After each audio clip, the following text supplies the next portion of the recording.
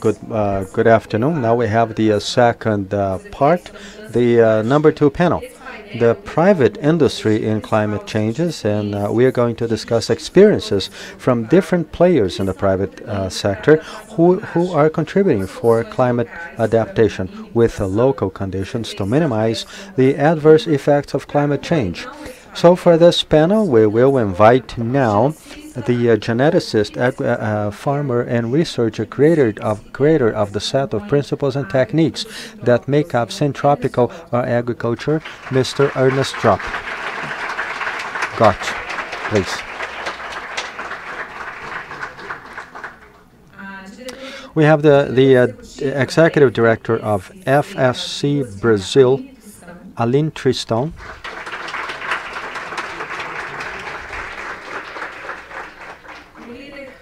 The tourism leader of Bidinvest, Rogério Passo.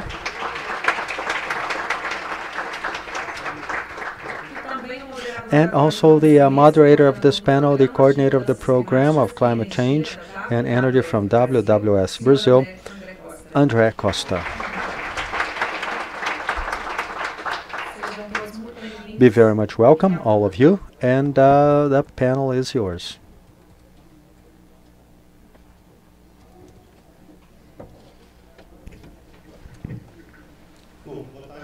Well, afternoon, everyone. I'd like to thank once again for the invitation to moderate this panel. I'd like to thank all the members of the panel here. It's always a pleasure to have these brilliant and innovative minds here with us here in Brazil.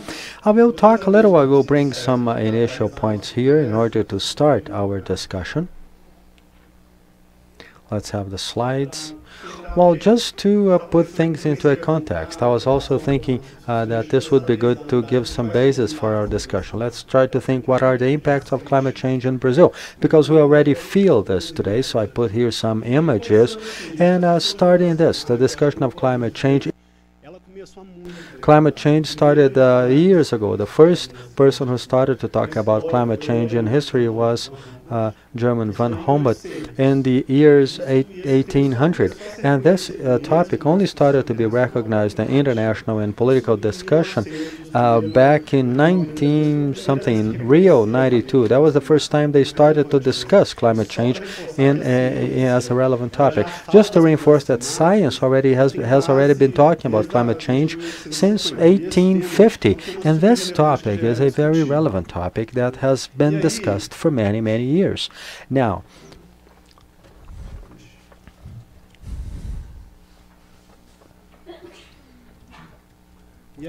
and starting with this issue of climate change, we will talk with the agriculture and forest industries. It is always important to bear in mind that climate change intensifies a system today. There is also calling for help. The Earth is a live system, and it tries with all its dynamic processes to provide all these natural services that we have. So when we look at all these processes that have been mentioned here by the professors that go through the Amazon and bring moisture to the agriculture in the Midwest and many other processes, all of this are interconnected. So climate change, by the same token, they are important, and it is the responsibility of all of us altogether. And it is also a great opportunity for mankind to rethink its values. And what is happening with climate change throughout history? Well, this is a modeling that was made by NASA, and they show the history of global warming and the increase in temperatures in the world. The red, the more red here, the warmer it is since the pre-industrial age, and it goes all the way to 2013. And we see points of heat increase, and it shows how our Earth, how our system is coming along with this temperature, and it stops in 2013.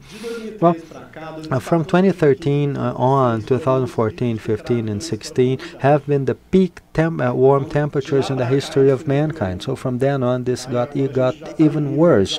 And now we are at a time of mean increase in temperature of 1 degree. The Paris Agreement is an agreement when they say we'll try to imitate the global temperature below 2 degrees, trying to get to 0.5. So we are very, very close to this increase. So this is the current map showing the urgency in climate control that we have today. And we have seen this happening all over over the world and all over Brazil. And Brazil has had record temperatures, São Paulo, and this has been happening and has been seen by all of us. And this stresses a big problem, this issue of climate urgency, the actions that are necessary, because and how much our society can emit of gases until the next century. So this is an analysis we carried out from the global viewpoint, and we can see that to be below 1.5, if we continue to emit the amount of gases we emit today, we'll have about 6 years to emit all the carbon we can emit to the end of the century. So to have a mean increase below 1.5. So this makes things even worse. When you take here, it increases there. So I get some money here. I have all the way to the end of the month to spend, and I'm already spending everything in the first 10 days. So, this will generate build-up effects all over the world, which is something that is already happening, without counting on all the silent changes that have been happening, that climate changes are generating all over the world. So this is just an example. This is a process they called air jets. They are fundamental all over the world. So this entire issue of the mean increase in temperature is reducing these air jets, and this changes the entire dynamics of the Earth. So what happens here? This starts to cause or to bring up a number of problems, besides science already modeling the impact of climate change to the world in the future. And there are many of these impacts we already know. So these impacts of climate change, which are happening to air jets and other ones, human health here, we don't know what will be these impacts, because our body also has a proper temperature for functioning, and we don't know what's going to happen with us in the future. If we can't hold this temperature, this will start causing problems and health problems to all of us, which is something that might already be happening. Photosynthesis, as well as another issue. Photosynthesis has an optimum temperature for happening. With this mean increase in temperature, photosynthesis starts to suffer some impacts, and as well as the other biochemical processes that will cause major problems for the fixation of carbon in forests, the loss of carbon stored in our forest inventory. And what about Brazil within all of this? This is a little bit of the impact that have been projected. These are some conservative impacts of climate change for Brazil, which have been expected, and we already see impacts here. This is data from 2015-2016, already showing the northeast there about 20% a reduction of the water volume in rivers, and this today is already getting worse. So these impacts are happening with all this issue of losing a fish stock in the coastal area of Brazil, which is very important. The drought in the Midwest, the droughts that are happening in the Amazon region, the Rio Grande do Sul in the south of Brazil, also suffering extreme temperature events happening very often. So this is a situation we are already living through and will get worse throughout time. And then, what are the impacts that we have had concerning biodiversity? This is an analysis we have just started to do to show us, to see what are the main impacts of climate change in vis-a-vis biodiversity in Brazil. So this is the analysis of what has already been done. It brings a little bit this snapshot of the fundamental impacts that climate change will bring to the Brazilian biodiversity. There is that, and I'll show you the impact of climate change in the distribution of pequi in Minas Gerais, which everyone knows about the importance of pequi fruit in the north of Minas Gerais. Either you love it or you hate it, but pequi is very important for the economy of the northwest of the state of Minas Gerais. So this is, there are studies that talk about this. For example, the Amazon region, there are species as the seringueira, the rubber tree, acai, and nut trees will suffer impacts. So there are many economical impacts of the climate change that already start bringing attention to this impact of climate change, the loss of species, the bleaching of corals, the loss of species of frogs and amphibia, and many other issues. And these climate change are not only an environmental problem. This is just to start bringing some issues to you and connecting with some of what the panelists will talk about. All the climate change that are happening in Brazil show us that we will have major economic impacts here in Brazil. of the main economic sectors we have in Brazil. For example, in the hydroelectric power sector, these projections are very conservative. They show that the main hydroelectric power plants in Brazil, they will not be able to generate, in the best case scenarios, they will generate 30% less of their expected capacity here in Brazil. So all the large hydroelectric power plants projected in Brazil, such as Belo Monte, etc., they will not be as effective as expected. So their commercial model will not work. In other words, we have to diversify the agricultural industry here. Then Ernest will talk about this, talking about his agricultural system, maybe an example to change these practices. The agro industry in Brazil is already suffering the impact of climate change this year, with loss in productivity and loss in productivity for the agriculture and cattle raising. We see risks and drops in productivity. So two sectors which are pillars for the national economy will suffer impacts because of climate change, and this has already brought some important problems for our economy. So now, coming to the end, I will yield the floor to the members of the panel. There are many adaptation measures which are fundamental today for us to start improving the adaptation to these impacts of the climate change, as well as to be able to use the opportunities, because we say climate change may only be a problem, but it may also represent another opportunity for us to rethink our lifestyle. When we talk about adaptation, here we have three panelists that will talk about this. As a matter of fact, they go through a few industries. One there's the forestry industry. Brazil has a goal of recovering over 12 million hectares of the forests in Brazil. Forestry industry is fundamental here in Brazil. Aline will talk about this issue of the forestry industry role in adaptation to a carbon stock in Brazil. Agriculture today as a pillar of food security here in Brazil. It is a very important industry. So Ernest is here to talk to us about the famous syntropic agriculture that also works with this, and I believe that may be a fundamental means to rethink about our model of agricultural production and food security in the long run. And here we also talk about sustainable tourism, how tourism can be a vector to channel all these actions and be able to bring benefits to society. So people, thank you very much. I will now yield the floor to our panelist. Alice will start to talk about the forest industry here in Brazil. Thank you.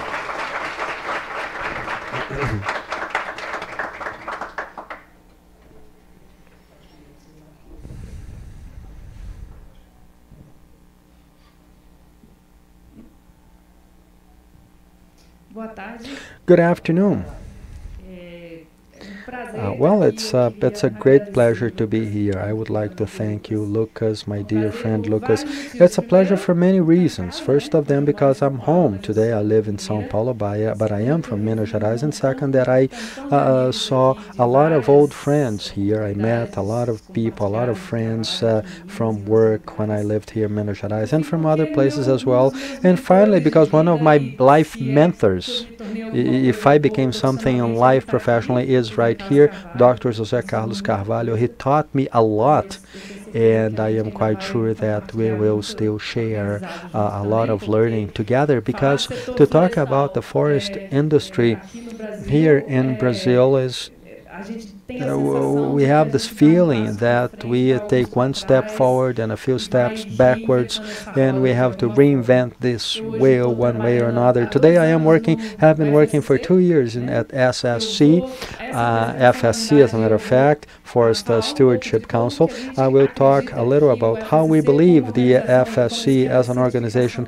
and as a certification as a system helps fight the change brought about by climate changes through forest handling, which is one of our main jobs, and then introducing this issue that Andrea talked about. Our Earth, our planet is sick. I brought this idea here to show you what we have, the very complexity of this topic, the very complexity of understanding that we have a number of players, we have a number of entities and associations working together in an integrated fashion in order to face this issue of climate change here in a system that by itself is absolutely rather complex. If you imagine that we are at the very tip of this chain, if you think about the forest industry, but one that has somehow influence in all these other components of this building of climate change. As you can see here,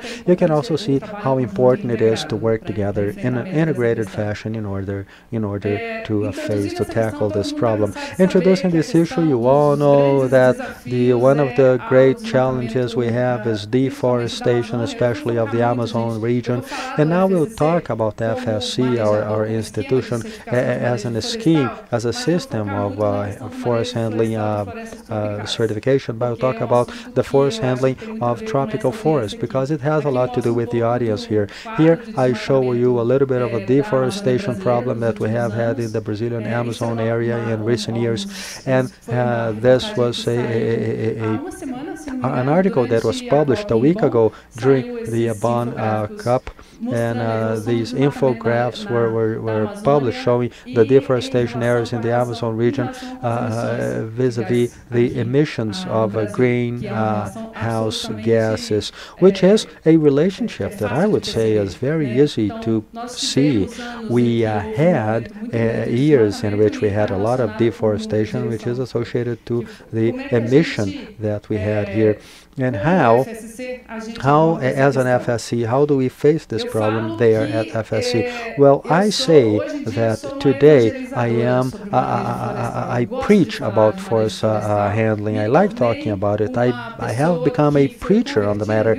I was converted, so to speak, Lucas. I was converted to handling. I'm a biologist by training. And today, I believe that mainly for the Brazilian Amazon, the forest handling is a strategy that has to be approached as forest plantation was used in a very important industry in Brazil. Forest handling as an alternative to the responsible development of the Amazon region, not only for wood but also for non-wood products. It is an alternative that today has an important set of information to make this an economy of a forest basis based on a tropical forest. However, we do face challenges which are huge, and challenges that still today do not allow us to tackle. I will show you some figures here from now on, and this infographic, this info chart shows the route of illegal wood that is being smuggled, that is explored in an illegal fashion in the Brazilian Amazon area. So this points to a huge loss, not only of tax money, employment, environment,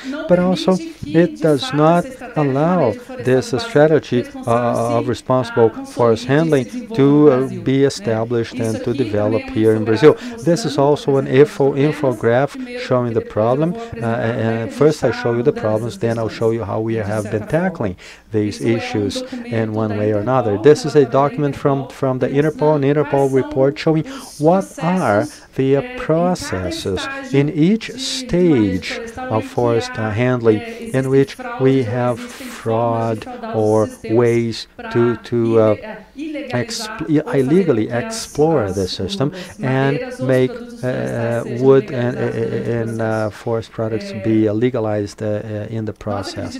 Now, we believe as FSC that we have a solution. It is nothing new. It is a solution that has been around for 20 years. FSC was created in 1993. Legally, it is an organization from the third sector, a non-government entity. We are present in over 80 countries today. Here in São Paulo, our seat in Brazil, actually, our city is in São Paulo. And actually, FSC started here in Brazil. A group of researchers, forest engineers, biologists, very much motivated. This was at the time of the ECHO 92 meeting when deforestation was very high here in Brazil. And then the handlers, especially community handlers in the Amazon, they didn't have much opportunity to do proper handling and to make that handling to be allowed or audited in order to check the origin and of the one responsible for the handling. FSC forest certification is actually an audit. It is the certification of good practices according to principles and criteria which are audited by independent certifying bodies of the forest handling or the custody chain. So this institution was created exactly to face and to address this issue of deforestation and daily losses since that time. So as I said, the FSC mission is really to disclose and facilitate the good handling of forests according to good principles and criteria. Well, one of the nicest things that I noticed when I started to work at FSC about 2 years ago, and I have worked at many other institutions and organizations, is governance. Because here, I think this is one of the fundamental points in relation to the very social control process at FSC. FSC is not an environmental organization. It is an organization that has representatives from three chambers, so to speak: environmental, social, and economic. And in each one of these chambers, we have, in the case of the economic, for example, companies which are certifiers that have certificates, for example, companies of forest plantation, or companies, for instance, that produce chair based on Amazon wood that sell certified forest handling. So they are willing to participate in these economic chambers. In the social chamber, we have Indian peoples, and we have unions of workers from the area of wood industry and construction. And in the environmental chamber, here, the environmental area, we have environment organizations of all sorts. WWF is a member of the FSC, for instance. It is a very active member, and they are part of a number of governance spaces. And I say this is beautiful because FSC is truly an organization in which the members, they run the institution. Here we have the Assembly of Members. We have 140 members here in Brazil. The Assembly annual members. Even this year, the Assembly happened here in Belo Horizonte. FSC International had a meeting here in Belo Horizonte. The assemblies happen every 3 years. It just happened here. It happened in Vancouver, Canada. And each one of these assemblies, they vote and approve or not motions that make our staff have our workload for the next 3 years. So it is a very interesting modus operandi in which the very members of the institution, they follow all the processes in a very integrated fashion. There is nothing that is voted without having without all the chambers working together. It is a very different way of working. I have never seen this anywhere else in the world, and it is a very interesting means to make things legitimate, for the processes to become legitimate. And this really gives us a lot of certainty. FSC certifies for wood forest products or non-wood of private enterprises, public forests, and community forests. And all the holders of certificates, they are audited annually by independent certifiers, as I said, but certified by the system. Here in Brazil, we have 14 certifying agencies, and all of them have to go through the inspection of concerning many principles, 10 principles, a number of criteria, and over 300 metrics. Our standards are locally adapted. Our patterns, our standards are now going through review, and we are starting to see some very interesting metrics associated to the use of gender or separation of gender in organizations. In other words, the institutions have to show they give equal opportunities to both genders, men and women, within all the work processes of those organizations, anti-corruption policies, and a number of other issues which are very interesting and modern, and that we don't see in any other certification systems, that also provide us with a lot of security for and also guarantee of good practices for those who have this certificate. So all the holders of certificates, they have to show that they have the environmental issue dear, or they hold community that they have a strong social engagement vis-a-vis their production processes, and also that for sure they are adapted to the land, that they contribute to the development of the land where they have operations. All of this within a system that has a very strong transparency. And I was saying today during lunch break to Rogério, I was telling him about this issue of conflicts. We were talking exactly about this. Of course, the certification system, a company that produces in a given area is not immune to have conflicts. For instance, a company of pulp and paper company in which the trucks go through a road that produces a lot of dust, and the communities complain of that. In our system, there is a conflict resolution committee. Even WWF is part of it as an environmental chamber in order to work all with these issues. Our role is always one of facilitating. Our role is one of catalyzing the processes. And the forest handling is one of the certification processes that we have. We work from forest handling of tropical forests, the forest handling of wood only in the Amazon region. We also work with forest handling with certified planted forests, eucalyptus, pinus, teca, rubber, African magnus, and we have a number of species according to the objective of the product that is certified. We have all this process, and also non-wood companies. Well, this is the jargon we use in the system. These pictures are, it's been a year that a community from Amapá, from Bailink community, certified acai. So almost 70 families that produce acai, and they were willing to certify and process this acai through the FSC certified metrics, and they were awarded the certification. We have Indian peoples in Rondônia, Erva Mate in Rio Grande do Sul. We have the Candeia resin in the south of Minas Gerais with São Paulo. We have a number of products that, at principle, any forest product is certified. Why am I talking so much about our institution? But just to show you that through all this control, through all the certification process, and I will focus on forest handling here, how this helps the Amazon forest, Amazon handling there, or forest handling there can help to maintain, to be able to have responsible handling and keep the forest standing the same way. So it might seem strange, well, you handle, so you remove trees from there. Well, we face this in our daily lives. So we'll talk about forest handling. We talk about forest handling to some organizations that didn't go there. I sit there and I say, and they come to me and say, good, what is your handling like? And then they say, well, don't talk about deforestation. I'm not talking about deforestation here. I'm talking about handling. So another problem we always have about this issue of handling the tropical forest is to break with this myth, this taboo that forest handling is the same thing as deforestation.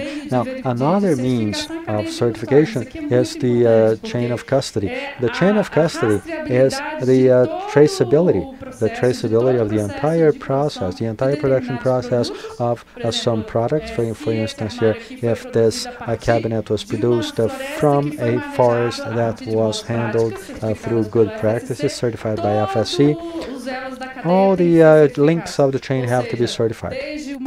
That is, all the way from the forestry operations and also the sawmill in which the wood was processed and the carpenters, all the way to the stores selling a certified product. If they sell only certified products, they may actually have access to our seal of approval and use it in their brands, for their brands. And why is it that using certified wood contributes to combating climate change? Why do we think it is important to talk about that? Well, let me first give you some examples. This is one of the things in which we have been trying to work and discuss more actively. We've been talking a lot to construction companies and also designers and architects, because in a country, I mean, Brazil is the name of a tree, 60% or more of our territory is covered by forests, But we have this myth that a house, for instance, or any construction made of wood, it's either for very rich or very poor people. I mean, yesterday I was watching this, news. I was watching the news, and there was a reporter there in a place close to São Paulo that had been squatted, and then they had this eviction order there for the people who had, for the squatters. And she's saying, "Oh, you see those houses? Those are all great houses." The person that's being interviewed said, "Do you think we had wooden houses? No, we have houses made of bricks." And I saw that, and there was also this fair that I attended in which they had this nice mock-up of a wooden house, and people, passed by and said, "That doesn't even look like wood, does it? That's beautiful." So those are things that we need to change in our culture. I mean, we Brazilians here, with this point of understanding that in civil construction, using wood can actually be much better than using other technologies and then using other materials and construction systems, which they're not renewable, and they're toxic as well, and lots of CO2 emissions as well when compared to wood. So it's an interesting thing, using wood, and also for us to stock up carbon, not only a native wood, because then obviously and through forestry you can also control loss of biologic diversity and other issues, but also wood coming from planted forests, because you have a dynamic carbon inventory there, and with that you should be able to manage that inventory and also in the harvesting of those trees. So this is some of the work that we've done, and this is data from Madeira Legal, or Legal Wood. It's a program from the WWF, and it works a lot with this, working with communication pieces on wood as an important raw material in a number of different activities. Here they're making a comparison between conservation of natural resources versus steel. I mean, how much energy you spend when you use steel and when compared to wood. Also waste and residues and air pollution, environmental pollution, and use of water resources. And this is a discussion that is only beginning to happen here in Minas Gerais, albeit a very important discussion. It's important for us to have data, and we do have data, by the way, on that. And we should definitely look at the use of other raw materials and components as well. Just to give you one example, today we have a deficit of about 6 million households, and that's the number up to 2024. So why not use wood coming from planted forests and also managed native forests, so that in projects such as My House, My Life, so that we could use wood, for instance, in northern Brazil, instead of transporting brick or creating an entire system that isn't actually that responsible, and particularly inside the Amazon.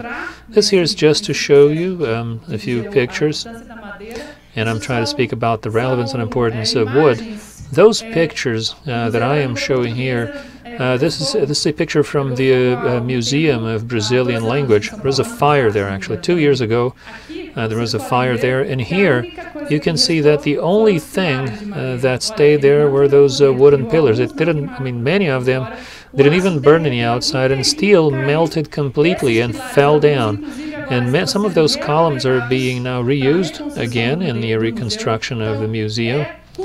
So culturally, I think that we need to tackle this issue that, wood burns so quickly, wood is not good for this or for that. And I think we should start using wood in civil construction, and not only in temporary constructions, because it also helps us have a bigger inventory of carbon, but also for other more noble uses of wood.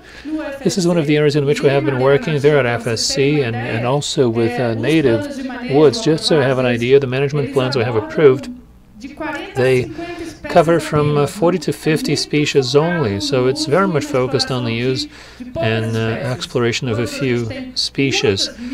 when in fact we have thousands of other species which are either unknown or very unknown, or of which very little is known, and whose use could very well be put into practice. You know, if you were to have, for instance, wooden decks and wooden floors, and which could actually be much more specific and long-lasting as well. But we don't have that information yet.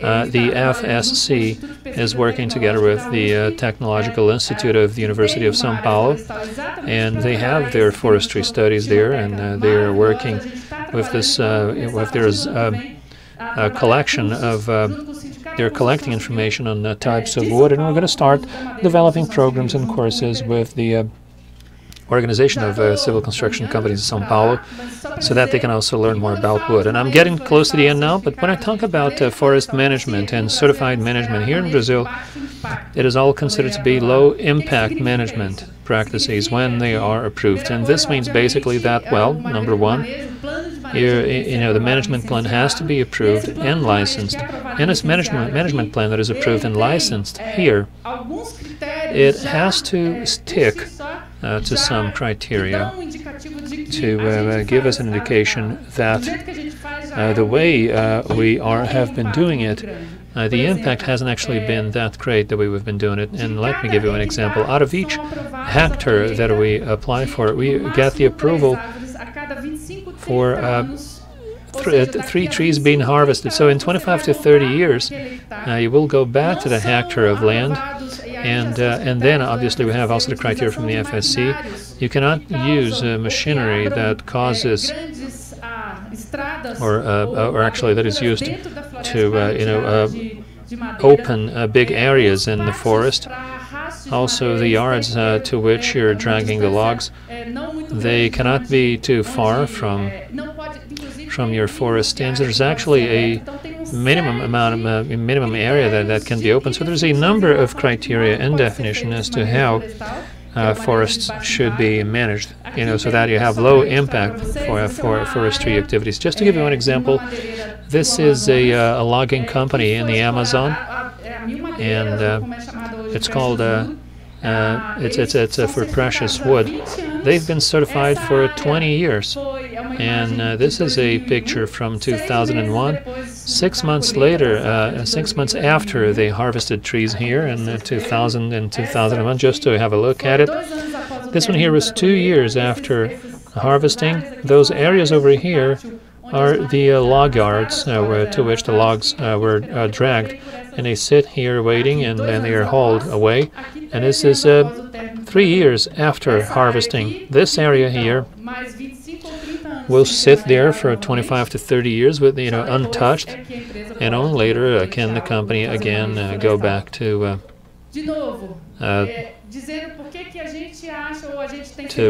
harvesting wood from this area. So why is it that we are sure of the fact that certification and low impact forest handling in the Amazon, why do we believe this is actually a good, viable, and responsible alternative to manage forests, and to thus obviously contribute to combating climate change? Here in red you have a property located in Mato Grosso on a border with the state of Rondônia. This is a certified property, and this was in 2000, and this is a project WWF did with Hemaflora now to assess all certified properties, properties certified by the FSC, and looking at the surrounding areas of those farms, just to have a look. Just look at the surrounding area here of this particular certified property, and this is all devegetation. That's what you're looking at there, and nothing inside the certified area, because one of the assumptions for you to keep your certificate valid is that you have to truly manage your area. If you have people invading there and devegetating your plot of land, you will lose your certification. But we have some challenges ahead of us. Today we have some 7.1 million hectares of land certified here in Brazil, and 80% is basically planted forests, and only 20% of this area refers to native forests for wood or non-wood products. And these here are the areas that have been certified in Brazil, and in the Amazon actually more specifically. Only these areas here have been certified, and that accounts for less than 1% of the Amazon. So why is it that it happens? Well, it's actually a cycle. It's a cycle with a number of, say, loose ends, if you will. I think the most severe problem we have here is that certification of native forests. I mean, the price that you can sell that wood, you simply cannot compete with the prices for which illegal timber is sold here. It has been estimated that about 80% of native timber that you have today in the market, it's either illegal or illegally harvested. It comes from conservation areas, from indigenous territories, and then you have a number of different processes here to defraud the command and control system, which allows those logs to be legalized, as they say it, and that obviously makes them be 50% less expensive than certified wood, because illegal wood, it doesn't include the externalities included in the certification process. I mean, the workers are not formally employed, and they don't have obviously a concession to run their logging operations in those areas. Obviously, they will basically steal that wood from conservation areas. This is not another picture here or a table showing the differences between those types of wood. And the main factor here, as it concerns certified wood, is traceability. We can, really trace 100% of those logs. So how do you do that? Oh, by the way, another interesting point before I go there, and this is something that allows us to have some control. We have some countries, specifically in North America, Europe, and Australia, in which they have specific legislation which states, or which actually turned into crime, people who are importing illegal wood into those countries. So that helps us a little bit, but that helps us control this problem, and to a certain extent it also helps us increase interest in certification, in addition to traceability. I mean, how can you know that a specific product has been certified or not? The FSC system on our website, there is a database. It's a public database, and you can basically enter the data there.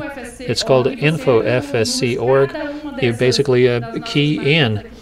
Each one of those little seals here has a number. That's the number of the certificate, and you key it in there, and you can find all information, including the public domain reports concerning that certification process.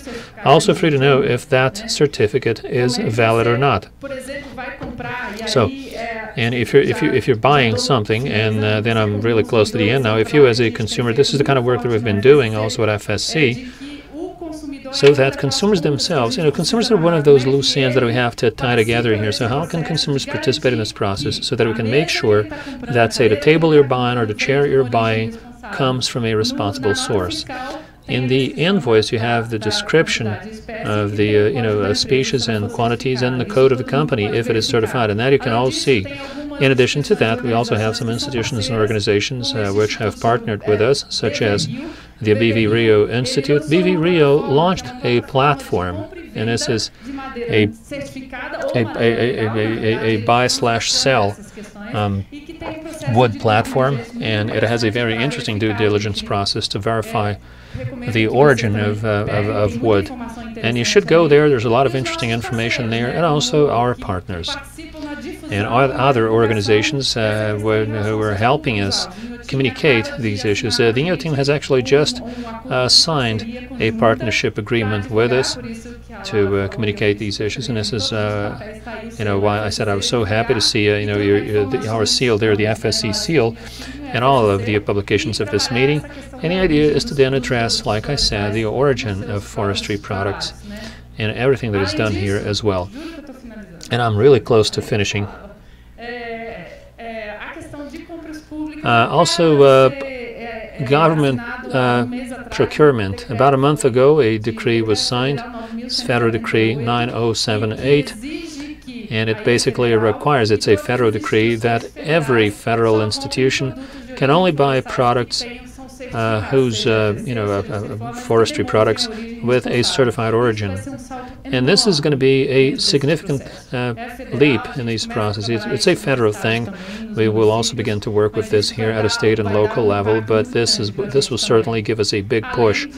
In addition to banks that are now beginning to incorporate the IAS standards and also the verification methods used by the FSC, as is the case of Febraban. Last but not least, FSC has also recently launched at COP and Bonn, and this is actually one of the things that we believe in, an area in which we still have a lot of progress to make. Its impact. I mean, what lies behind that little tree?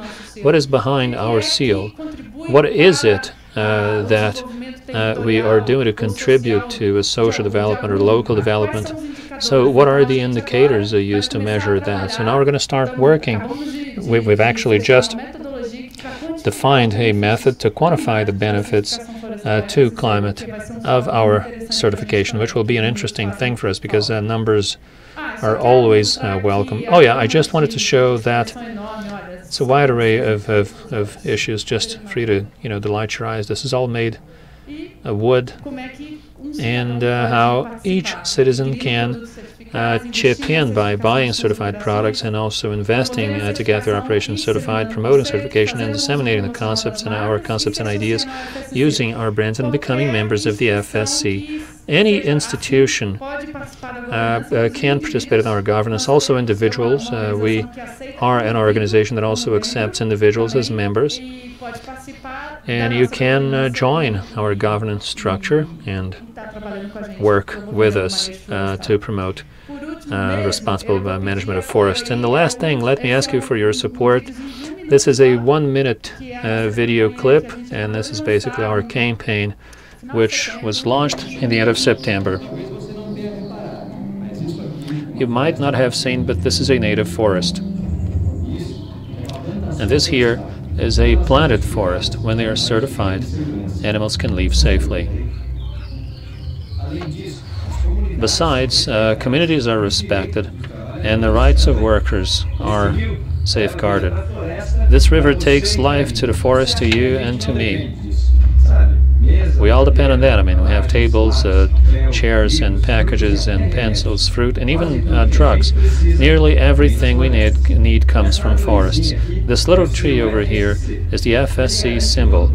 It ensures that the entire production process was carried out in a responsible fashion to preserve life today and in the future.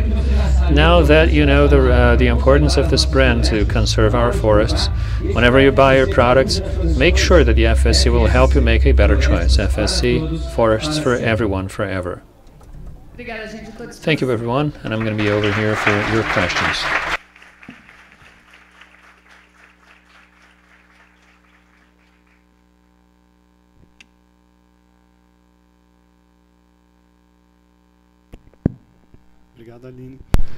Thank you, Aline. Well, this is all very important because deforestation still accounts for 50% of the emissions that we have here in Brazil. And deforestation is not only about losing trees. It's I actually heard this from Ernest, and when we plant, we have to plant water too, right, Herbert? I mean, you always say that, and I think it's going to be very important to hear from you about the things you have to say about syntropic agriculture. If you could, please, the floor is yours.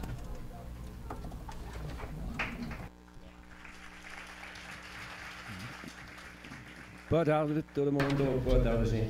afternoon, everyone. I would like to thank the organizers for having invited me to be here, and I hope that this might be useful, or at least wonder about things and think about these issues. The topic here is climate change, and the second topic here is biodiversity. These two things are connected to each other. But now, as we look at modern human beings, somehow we changed ourselves into the victims of climate change, given the drastic changes we have seen and which have been actually even more severe, which will actually become ever more severe within the next 50 to 100 years. And we tend to think that climate change is something that has always existed. So, if you look at Greenland, the island of Greenland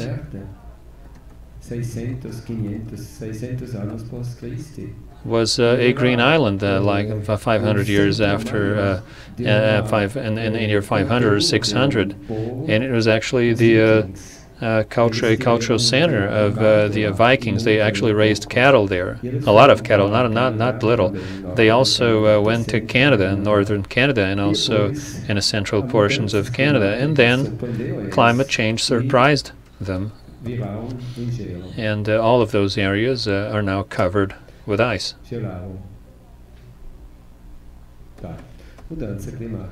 So that's climate change. Then we also have climate change affecting us, modern human beings, and it's been estimated that some 35,000 years ago it came about as a new species in the driest period of the last Ice Age. 2,000 years BC.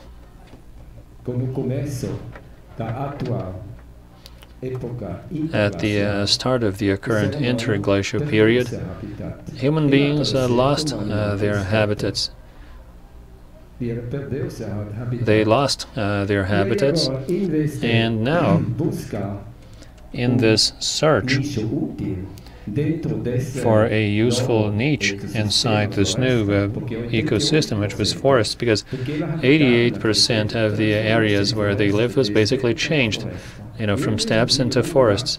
I live in a place in which, according to geologists, was part of a place in which we had sand dunes. In Taboleiro de Valença, in Bahia, in Rio de Janeiro, São Paulo. They were also very dry. We still have a little bit, some dry lands in the Piracicaba area. Also in the countryside of São Paulo, you might still find some remnants of that. So climate change is a part of our planet's metabolism. But now we have, the tragedy of modern human beings. We've been looking for a useful niche inside this new and strange ecosystem to them, which were the forests. And they desperately, and even today, they've been removing forests, because when people think that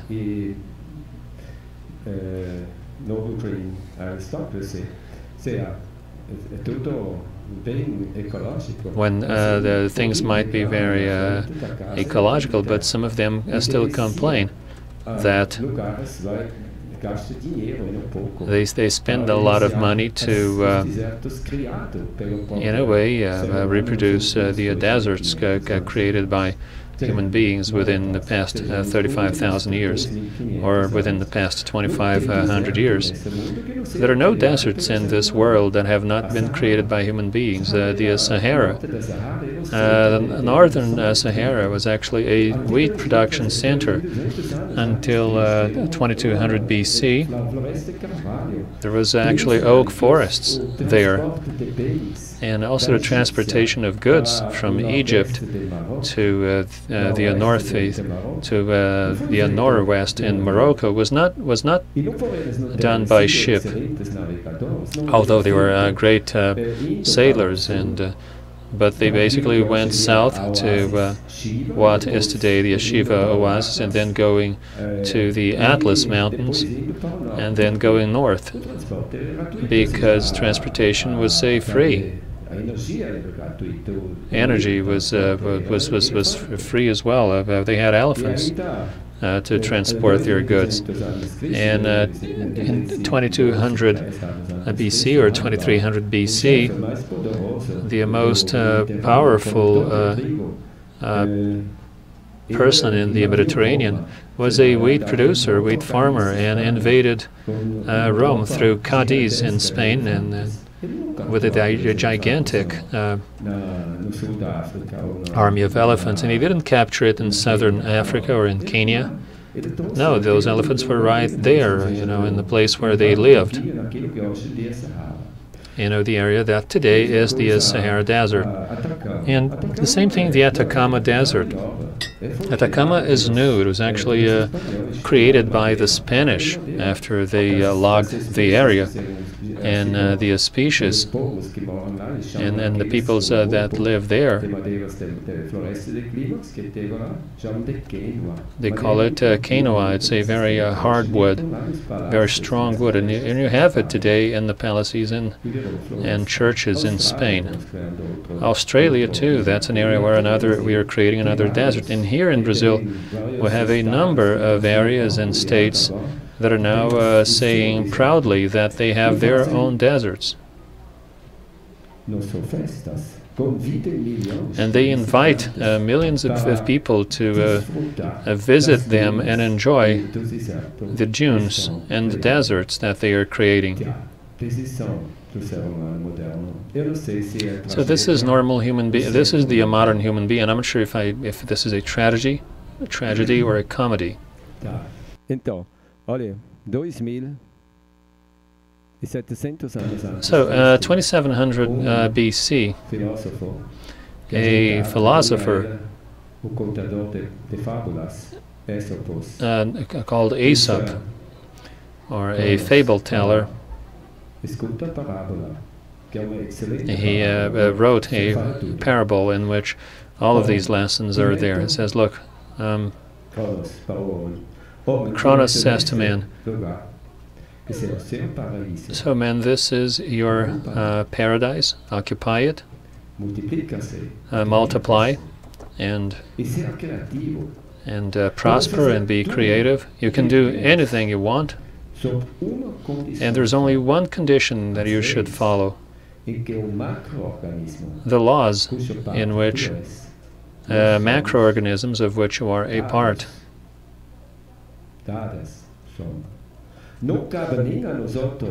It's not up to the gods in Olympus to control your life.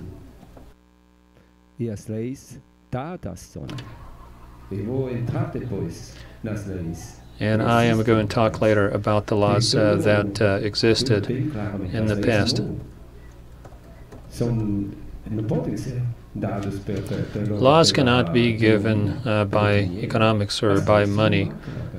Laws have to be given by macroorganisms, and macroorganisms define what we can think. Now continuing with us, in other words, with his opus. One man was happy, he lived happy. One day, however, he started to think, what if we did our own laws? We will be more powerful than the gods of Olympus. This is what we do today, isn't it? Well, because of that then, they entered in a conflict with the gods of the Olympus. And Kronos, scratching his head, he started to think, what am I going to do with my creature? I'll kill it. He took an axe and he came down from the Olympus, and he was resolved to kill all of them. But when he came to man, looking at man, he decided differently.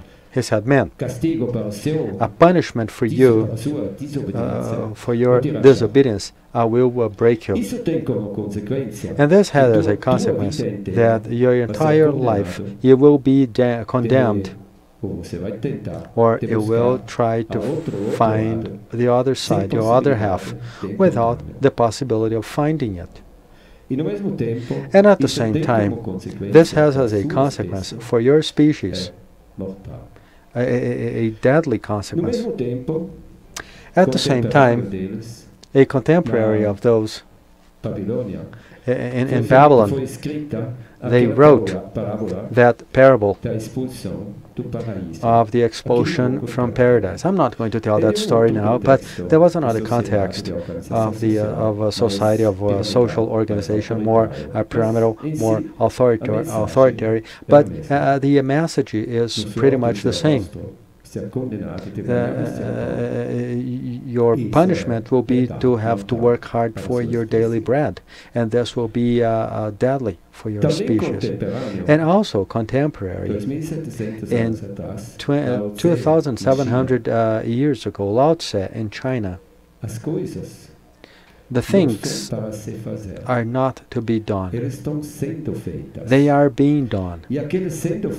And those being done, it is not being done, it is not the doing from the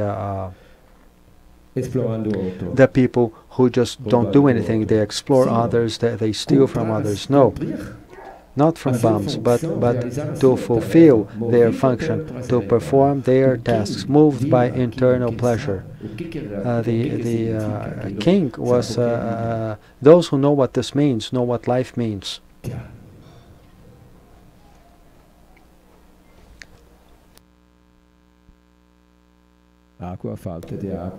Water, lack of water is not life, is death.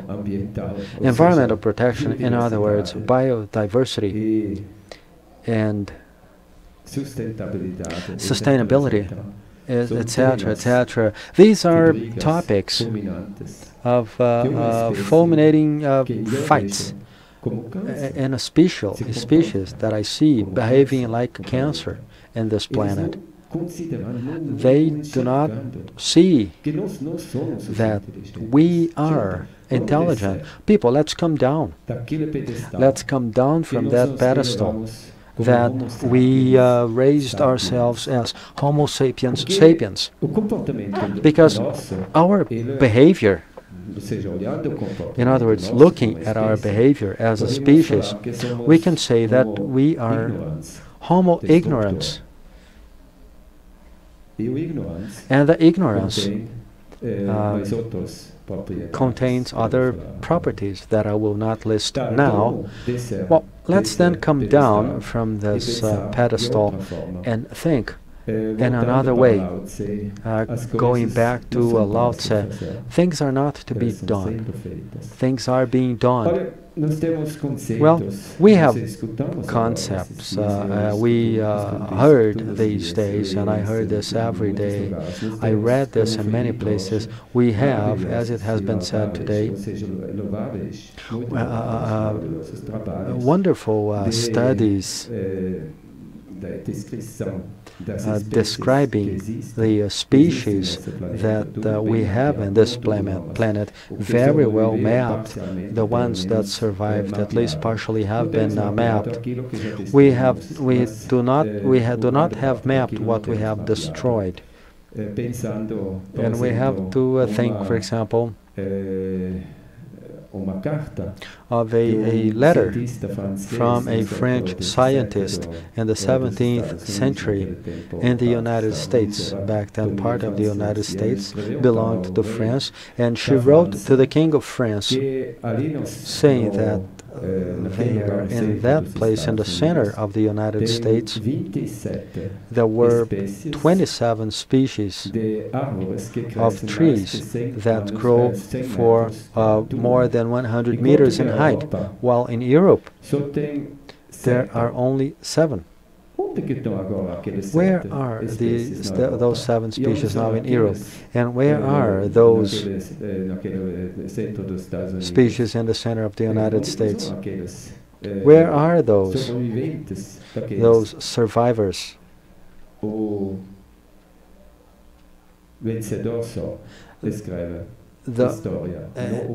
And then the winner wrote the story, not the one that was that lost. Now, we could think about function, about the meaning of the task, the function of life in this planet. We have a concept from an autistic concept, as I see.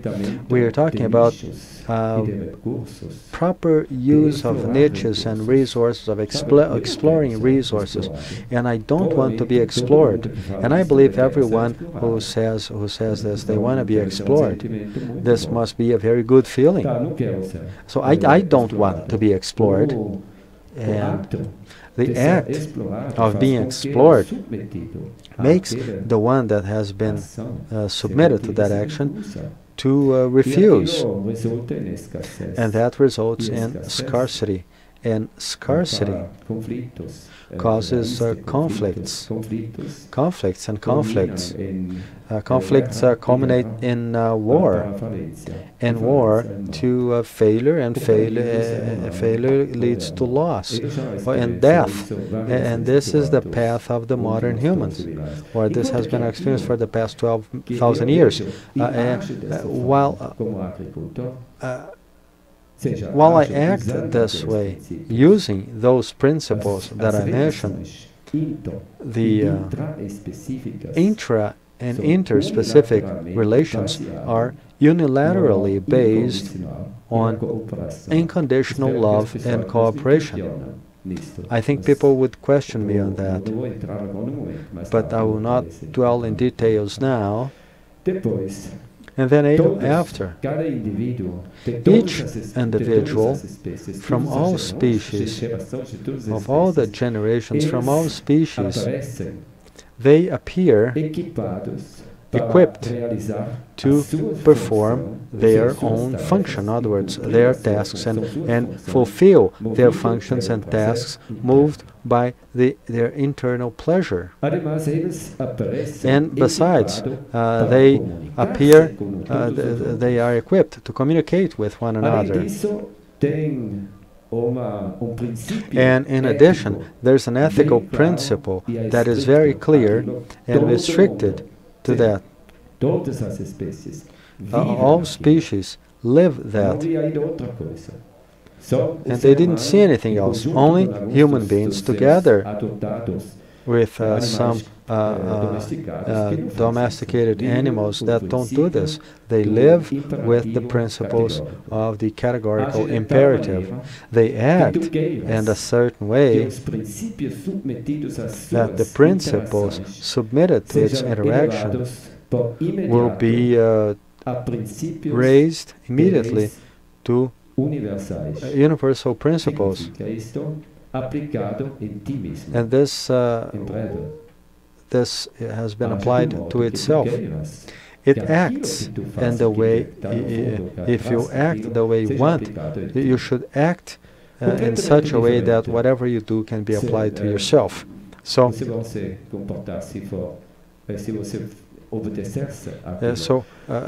this in such a way that you should obey that.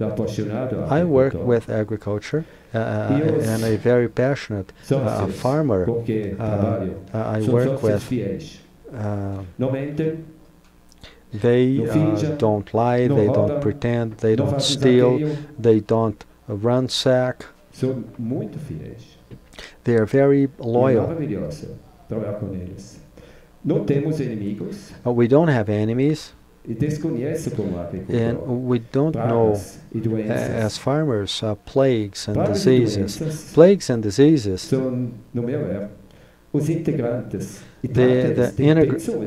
members,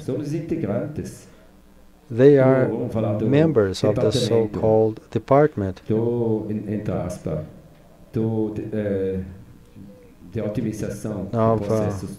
The optimization of life processes. They are members of the immune system of life in this planet. They proliferate, aiming at the task to be performed, and they exit after they perform those tasks. They leave. Well, my time is up. No, you gave me 10 more minutes. Okay, good then. Maybe I can do this in 10 more minutes. Let me see if I can say something intelligent in this time. Well, we are talking here about agriculture.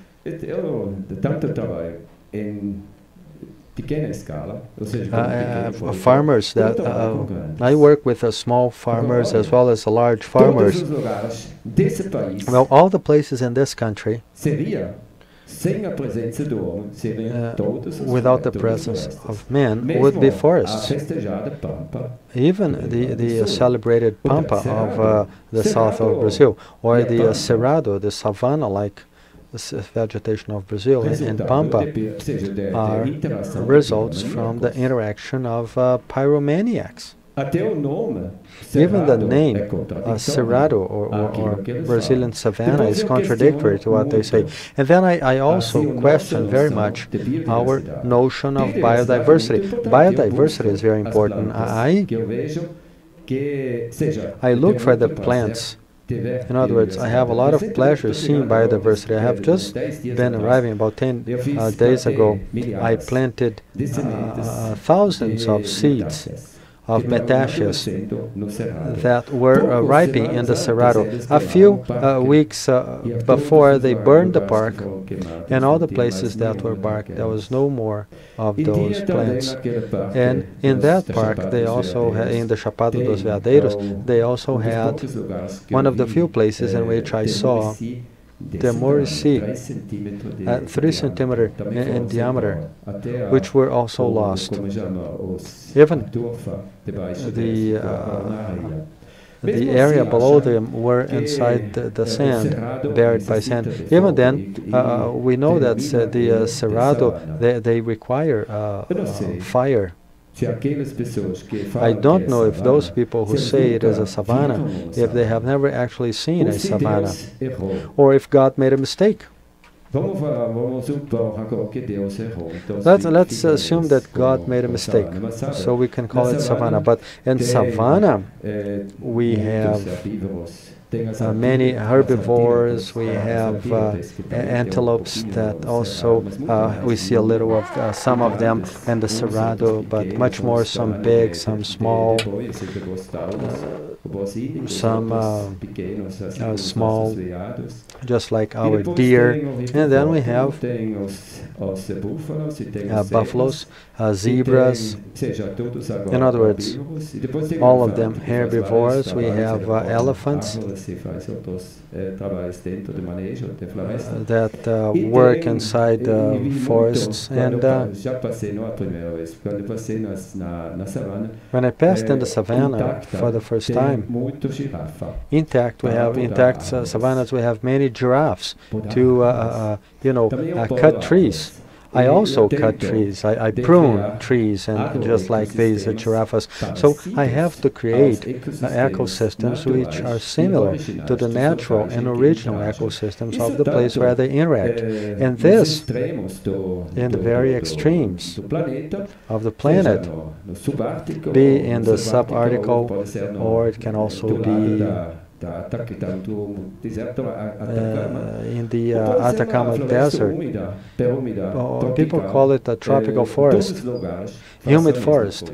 And if they would all do the same thing, creating systems which are similar to the natural ecosystem, to that natural and original ecosystem of the place, of the ecosystems that would interfere. These integrate that ecosystem incomplete. This does not mean that we will well, not soybean. It is important, but it is not very healthy as people think. It is a program of population control that was decided upon during the 60s by the United States government. But let's leave this aside. The plantation of in Americas can also be applied in other places, that is, But we could plant those and harvest much more if we followed, if we looked at the function that ecosystem has and the way in which they appear. I recommend studies as how a savanna truly works. We have the giraffe that prunes the trees, and then the grass grows underneath. We can do the same thing. Let's plant trees, 1,500 per hectare, well organized, in order to mechanize pruning later on.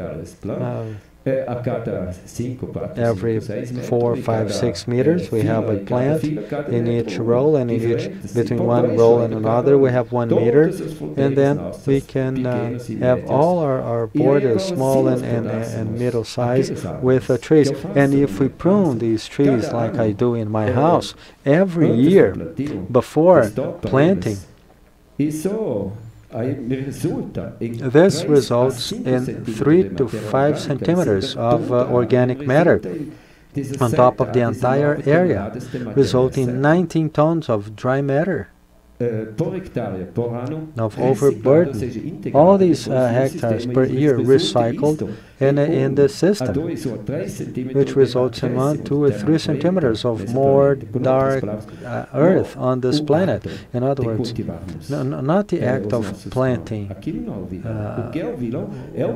The villain is the way we are planting, not the act of planting itself. So we have to consider how to do it.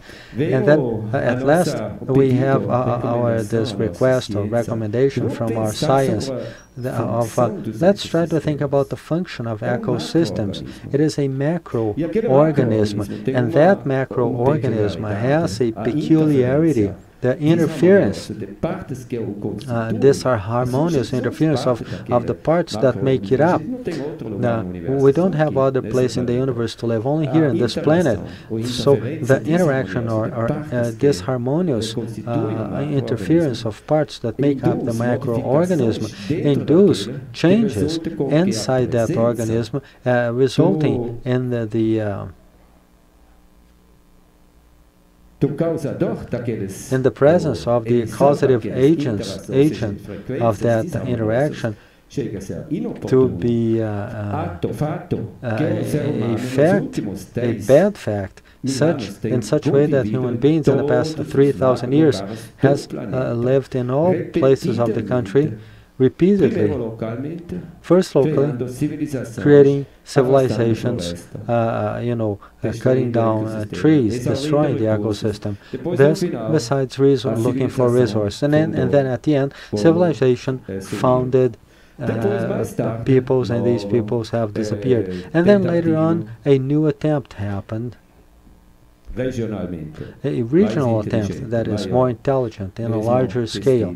The same destination. Later on, continentally, same destination. And today we are making the same mistake.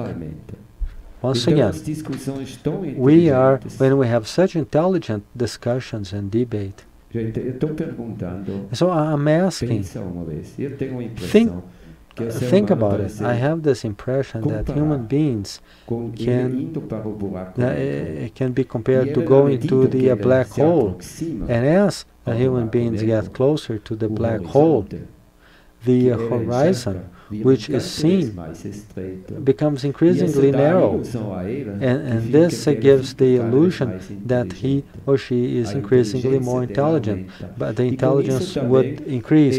But with this, they see increasingly less of other people. So once again, going back and connecting this, tying this all to the beginning of my presentation, part of the macroorganisms we are, and laws are given, and we are not the intelligent ones. We are part of a system, of an intelligent macroorganism, and the modern human being refuses to ask others, and scientifically proves that what they don't see with the instruments that they created, that what they don't see does not exist. And then what they do see but don't understand, he puts in the box of the happenings, because they refuse to see the others. So we have the internet, but we are all, each individual from each species, we are all from all the generations, we are equipped to communicate with all the others, members of the macroorganism. So I will stop here for now, and I apologize for not too many illustrations of what I'm doing, but you can look at the website and you will see the videos of what I do, and I will not speak further about it. Thank you.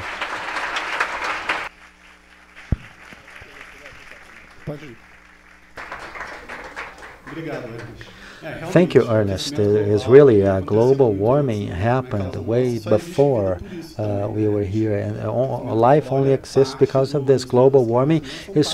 Climate change are part of this entire process that we live through in our society, that are happening throughout these centuries, and it is fundamental. The big discussion is how our society will live in the future with this many populations, and with migrations, environmental refugees, the scarcity of water has increased substantially, and we don't know which is the best way. Now I yield the floor to Rogério, and he will talk to us how tourism can connect to other industries, and also he will talk about this change, how we can be a more equalitarian society and more sustainable as well. Afternoon, thank you very much. It's a great pleasure to have having been invited to be here with you today to put some context in our dialogue here. BidInvest is the private organization from the Inter-American Bank of Development. The BID is the IBD is a multilateral agency made of member countries. We are 45 countries divided between the countries of before, the wealthiest economies of the world, the United States, China, Japan, Canada, and others, and the operative countries, which are from Mexico to Chile, and 6 countries in the Caribbean, a total of 26 operative countries. So in the IBD Invest, what we do is that we provide finance for companies, private companies, and today we have a portfolio of about $11 billion. We are putting $3 billion of investment of our balance sheet every year, and we can mobilize pretty much $2.2 billion among other banks, to a total of 5. In the tourism industry, our portfolio between public and private is almost $1 billion in the entire Latin America. So tourism is a very relevant part of our work there at the bank. But why are we so excited with tourism? Well, just look at a little bit of the statistics, global statistics, that is. Well, today, tourism generates, makes up about 11% of the world GDP. It generates 1 of every 5 jobs, 5% of all the global investments happen in the tourism industry. And more important than this, as far as job generation is concerned, job creation is concerned, for every job created in the tourism industry, 2 additional indirect jobs are also created. Therefore, the IBD and the IBD Invest, we are totally convinced of the importance of tourism in the generation of economic growth, generation of inclusion, participation of all citizens, and improvement to all the economies of these regions. Now, when we see an opportunity, when we see a project, usually we analyze that under 3 optics. The first of them is what we call local development.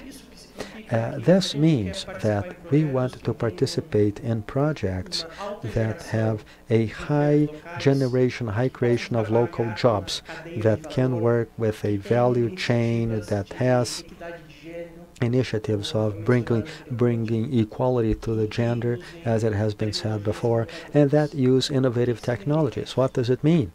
Well, in America, when we talk about the Caribbean region, as far as gender is concerned, tourism employs 54% of women in the Caribbean. In Latin America, this number is even higher, it's about 59%. Therefore, in the beginning, it could look like in tourism we're moving in the right direction, but that is not so. In terms of equality between the genders, these women that work in this industry, usually in the hospitality business, they work they work in governance, they work in the kitchen. Some may get to the reception desk, but there are very few hotels in which division heads are women or managers are women. So there is still a great unbalance in which women can have positions of or high responsibility positions of being high executives. So of the IBD Invest, we try to work with developers that have a true investment in in breaking this unbalance and looking for opportunities where we can have gender equality. Some examples of innovative technologies. You may have heard robo-housekeepers, which are these robots that they enter apartments and they start cleaning the apartments in hotels, the rooms in the hotels. The first reaction is that I will buy these robots and put them in my hotel instead of hiring 20 people who have the robots doing everything there. To clean the rooms, I only have to buy 17 robots, and this seems to go against the mandate of a development bank like ours. But that is not so, because these robots they will break, and somebody will have to go there and maintain and provide maintenance services. And this person who will be in the engineering department will have to be better trained. We'll probably have to go through training in São Paulo, Miami, or some other place. Therefore, the quality of this individual who will work with the material will be higher and will probably make more money. So this type of initiative, this type of idea really fit inside our premise, which is local development, which is something that we try to push forward. The second pillar is what we call sustainability, which for us is very important to work in projects that have a strong environmental conscience, that has an initiative to reduce the use of power, reduce the use of water, who are trying to obtain some sort of international certificate as the LEED or EDGE, Green Leaf, Green Globe. There's a way to have responsible tourism, which are the projects that we try to support. And the third pillar is what we call adding. Adding in this case means we want to add to the local commercial banks. The idea is not to compete with them, but in many a case the level of knowledge or willingness to run risk or sophistication of the local bank in the hotel industry and the tourism industry is very low. So as IBD participates in a project, since we have a lot of knowledge about that industry, we can professionalize these banks so that they can feel more comfortable in the middle and long run to be able to do these transactions by themselves without our support. So our pillars are local development, sustainability, and this adding issue. Now, before talking about tourism itself, I would like to talk a little about technology, because technology today is moving at a very fast pace, and it has a huge impact on everything that will happen in our industry. In Brazil, I think we have over 200,000 cell phones. 200 million cell phones. Yes, it's more than one cell phone per person, per inhabitant. And there is a mobile app for pretty much everything. You want to know the statistics of a soccer match, statistics, you want to know how to cook, you want to learn about whatever it is, there's an app for that today. And a somewhat simple example, however, there is an app called When to Pee, and When to Pee. Basically, you download this app, and you are at home or watching a movie, or you are at the movies with your boyfriend or girlfriend, with your loved one, and you want to go to the bathroom or to the restroom and buy popcorn or Coke, and you don't want to miss the best part of the movie. So this app basically will tell you, and this part of the movie here, for these 3 to 4 minutes, you can't leave. You will not miss much. You will be able to continue understanding the story, and you can do whatever you want during this part of the movie. So this is an example that there is technology today for pretty much everything, for all sorts of needs. Today, we are basically slaves of these little devices here. You wake up early in the morning, and the cell phone tells you, today there's a lot of traffic. If you want to get to Inhotim at 9 a.m., you have to leave now. So those little machines are becoming more and more intelligent, to the point where by 2030, it is believed that in the United States it will be illegal for you to drive a car. In 2030, that's 23 years from now, or 13 years from now.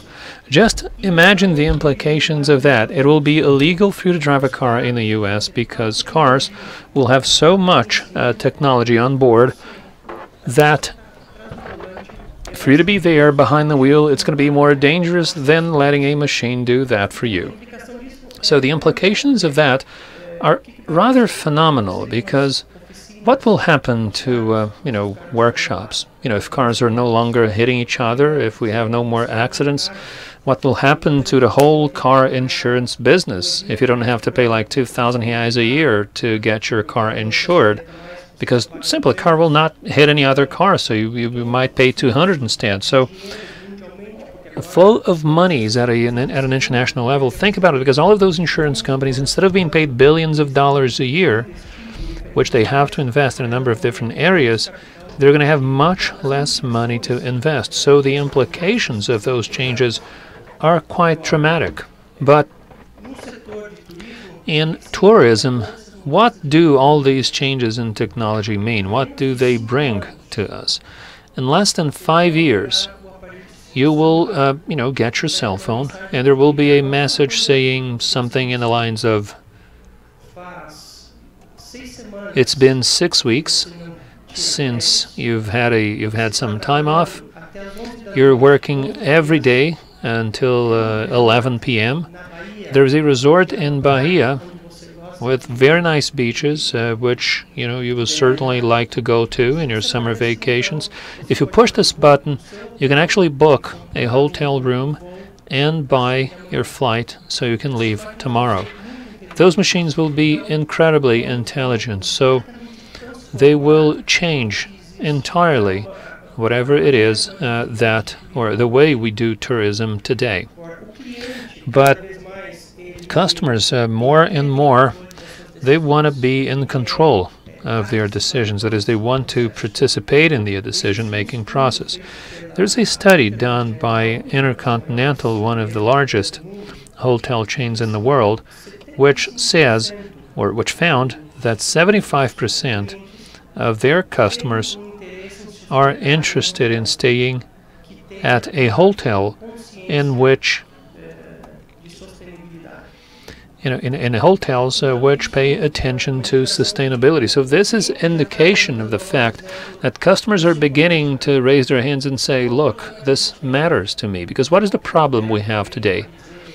And if you have like hotels like eco resorts, or they say that are in ecological hotels and are sustainable hotels, but they use those terms so much that they ended up losing their meaning. Just think about it. Some time ago, if a hotel said, okay, I'm a 5-star hotel, without offering any, say, international criteria to state that. So this is what's happening today with sustainability, and specifically as those words are used in the hotel business. So the way we see it, this will only begin to change once we transfer that responsibility to the customers. So what does that mean? Well, that means that today we trust much more the opinions on TripAdvisor saying that a hotel A, B, or C is a good quality hotel. It offers good ratings. It's a good place to stay, rather than going to the website of the hotel and the hotel by itself saying, okay, I'm a 5-star hotel. So what we see in this future is that as customers begin to define that this is a green hotel, or this is a hotel that is, that takes care of sustainability, a hotel that is doing things that are good for the environment, that'll have much more weight and much more value than the hotels themselves trying to tell their stories. So what is the difficulty we have here in such a scenario? Well, the fact is that those hotels are yet to be built, and developers aren't aware today of the cost connected to building a sustainable hotel. For instance, and we're talking about the LEED certification. The LEED certification is a process that today will cost between 3 to 5% of the price of it will be 3 to 5% more expensive than building a hotel without the LEED certification. But the compensations you have there in terms of the decreases you see in water consumption or energy consumption, those will occur in the long term. So even though the cost is slightly higher in the beginning, those savings in the end will occur throughout the entire life of the hotel, and that could account for maybe 2% of your margins, meaning also that the appreciation of your real estate will be 5% greater than that of a, say, normal piece of real estate. Now, moving on to another topic, and the climate change. I think that Brazil is blessed because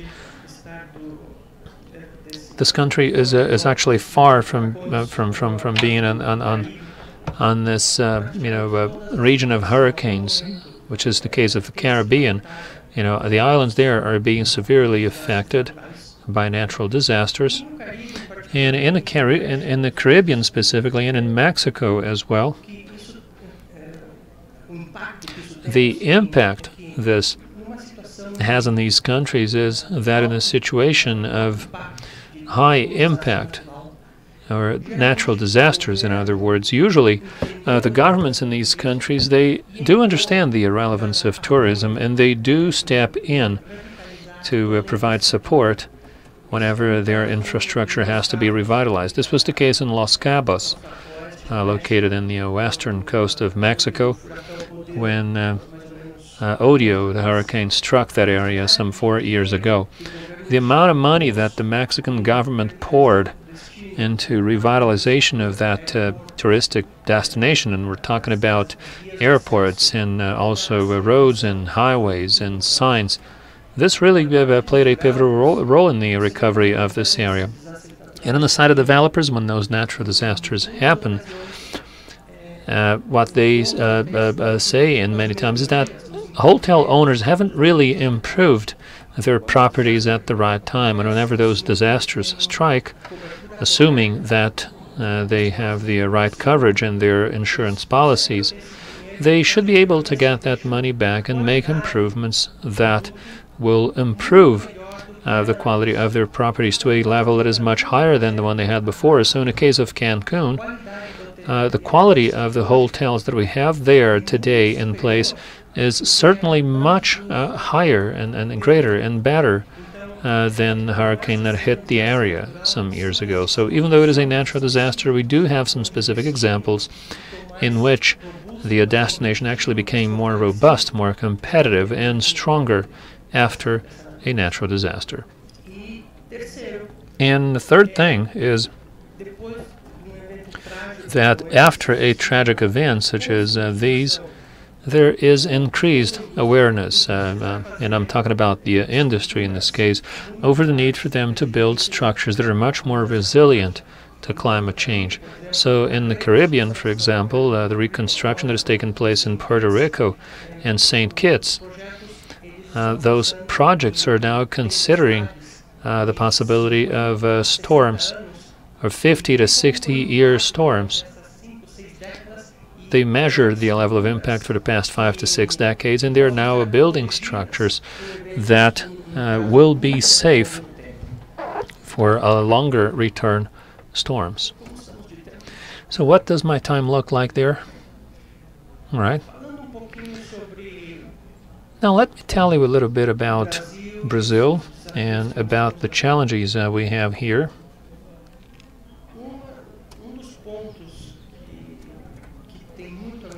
One of the points that we still have a lot to improve here in Brazil is air transportation connectivity. I mean, in a country, it's not going to be like, you know, the Dominican Republic, and it's a country with 11 million inhabitants, and it's really unthinkable to think that they actually have more international visitors than Brazil. You know, with all of the nature and the destinations and the culture and the size of this country, it's really unimaginable. And an important factor here is the cost of airfare. Just so you understand it by means of examples, you can check it up on your cell phone. If you go from London to Palma de Mallorca, it's a 2.5-hour flight. You can actually have that flight for less than 90 reais, one-way trip. 90 reais. And destinations here in Brazil, if you take a 1-hour flight, sometimes you have to pay 300, 400, and even more than that, 400 reais. And you know, when you travel from the U.S. to Brazil, usually it'll cost you like $1,000 or $2,000. So that significantly limits the competitiveness of your country as a touristic destination. So this is a very important point. Another element that begs consideration, and this is not actually the situation of Brazil, but this is the situation of Latin America, it's connectivity. Today, if you're flying to Mexico from the US, or if you're flying to Canada, your cell phone will work as if it were a local cell phone. There's no more roaming charges between Canada, US, and Mexico. And the implications of that are quite phenomenal because, you basically feel at home. You feel that you are completely connected there. So in a trip that I did recently with my family, we landed in Mexico. I picked up my cell phone and I started looking, for places where we would have lunch and dinner, the things we would do there.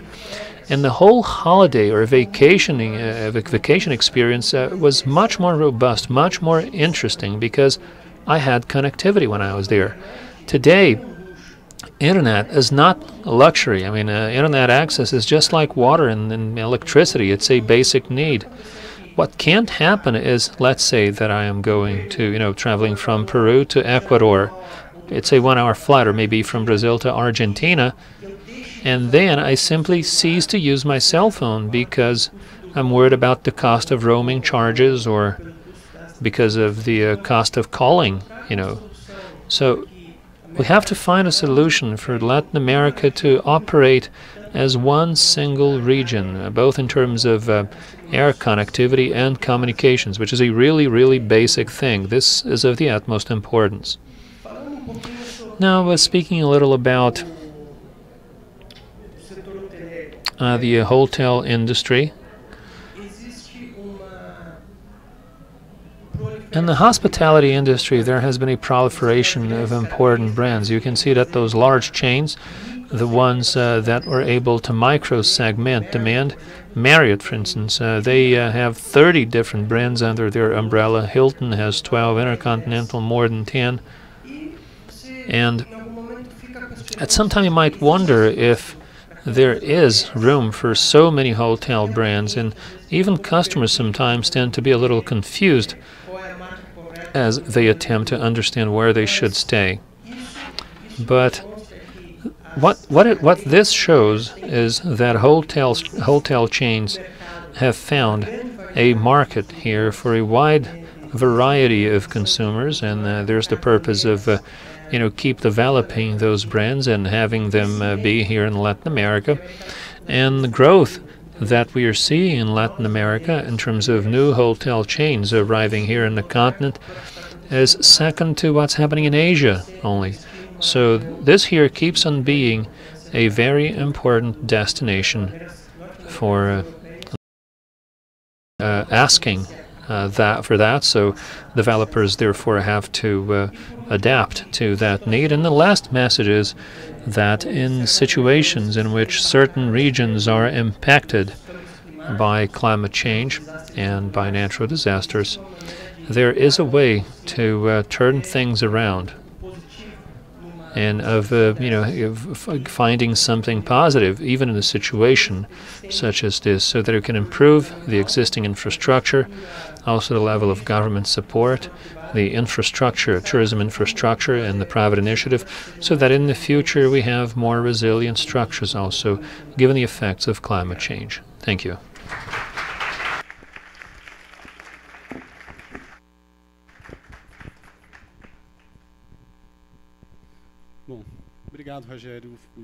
Thank you, Rogério. Tourism indeed is a very important business, and I think that Inhotim here is also an example of that, as to how tourism can change an entire region of this country in terms of economic activity, and also as a venue to review environmental processes. We were actually working with the local communities here to improve processes, so tourism can indeed be a very strong driver of change and improvement of quality of life and sustainability. Thank you very much. Okay, ladies and gentlemen, we have about 20 minutes. So I had a few questions, but maybe I should open the floor for questions from the audience to see if you have any questions. Just raise your hands, and we have someone here to carry a microphone over to you. And then my recommendation here is, well, how many people there are interested in asking questions? Let me see, 1, 2. Anybody else? Not for now, right?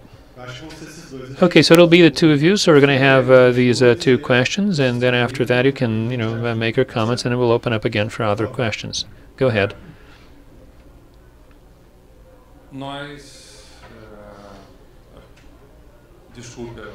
Well, I'm sorry, I forgot to introduce myself. I'm João Meira Neto from the Federal University of Viçosa, because I was thinking about the question, before introducing myself. But anyhow, well, I'm optimistic, let's put it this way, or I'm an optimist. So I have this quality, or is it a shortcoming? Well, that I don't know. It's a two-part question, so let me try and work with this question here. So I'd like to hear from those who spoke. If you are optimists as me, if you believe that human beings, men and women, will develop technologies and knowledge in enough amounts so that we can go back to having a life integrated with nature.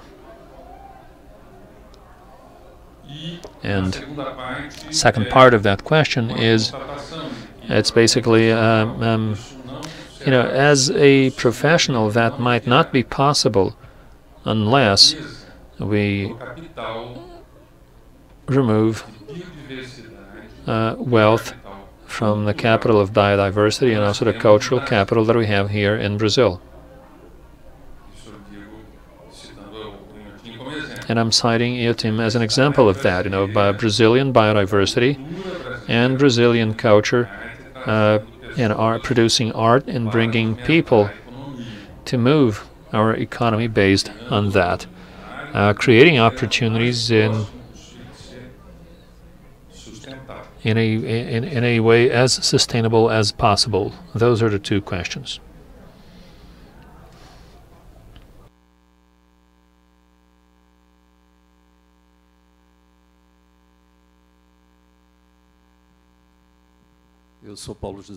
My name is Paulo José. I'm from the Secretary of the Environment in BITIM.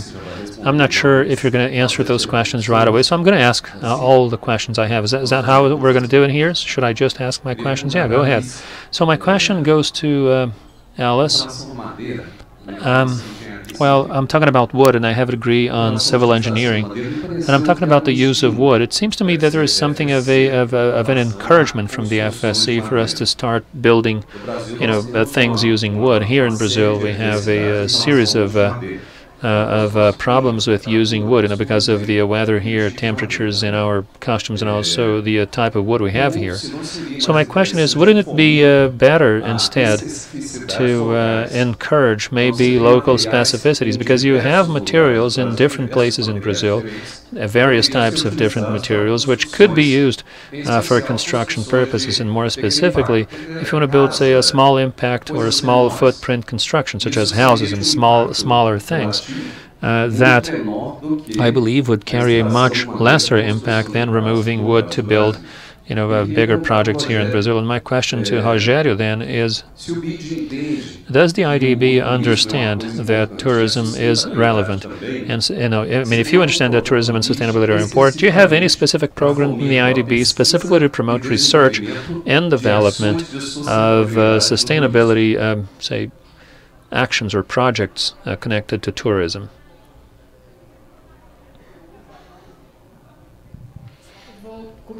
Well, so let me start by answering your question, Paulo. I'm Aline, not Alice, but anyhow. Now, Paulo, obviously we have to encourage the use of wood, given the fact that we are an institution that encourages the use of forest products. Then yes, we'll keep on working so that technologies and methods are improved, so we can use wood. And actually many of those already exist, and now we have lots of sophisticated technologies, such as, we have those laminates and, of various types of wood.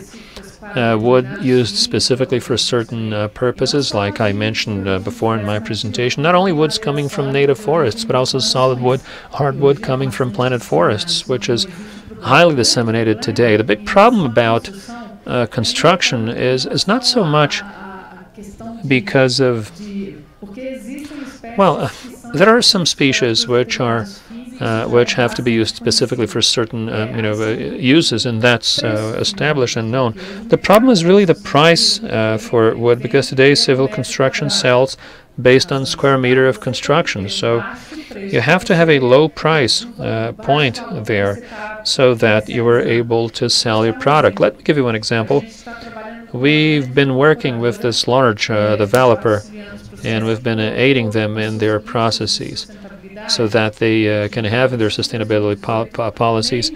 Starting in 2018, none of the wood they're going to use in their constructions, they're not going to use any suppliers that do not sell certified wood.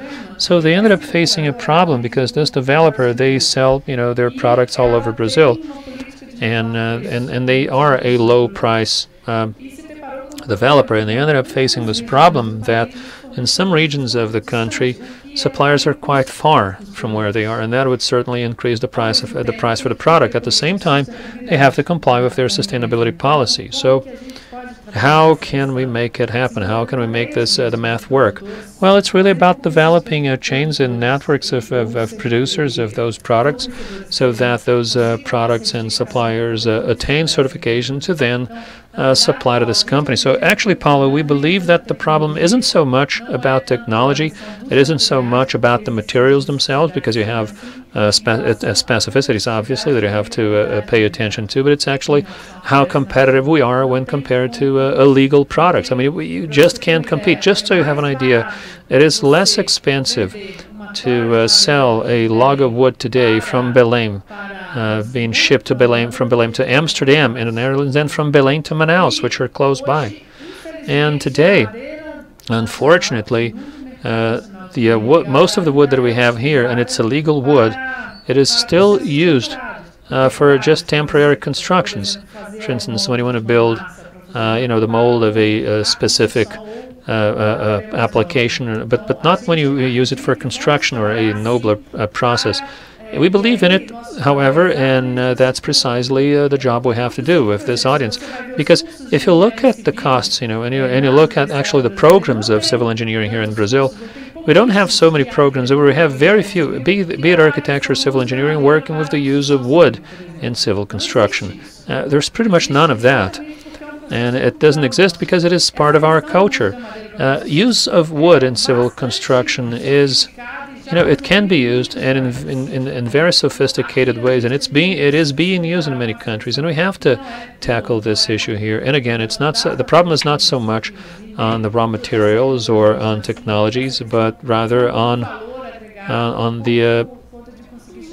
value addition, and also the reach or limited reach that those products have here in our market. But we'll keep on advocating it, because once again, as I said before, we believe this is a good option for a responsible use of the Amazon forest, a much better alternative than simply slashing down those forests and introduce other species in there. We do believe in what we do.